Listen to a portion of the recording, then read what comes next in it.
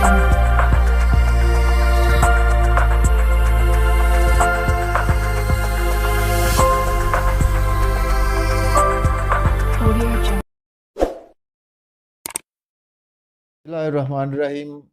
अस्सलाम वालेकुम viewers, astrologer Saeed Hasan आपकी खिदमत में हाजिर है।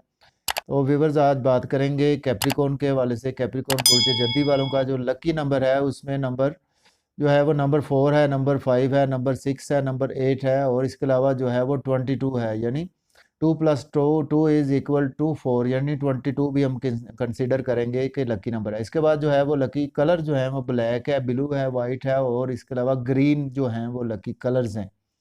इसके अलावा जो है वो लकी जो है वो डेज़ है उनके, उसमें वेंसडे है, फ्राइडे है और उसके अलावा सैटरडे है लकी डेज़ में। इसके बाद बात करेंगे लकी प्लैनेट्स जो हैं, उसमें वीनस है, मरकरी है, सैटर्न है और इसके अलावा राहु।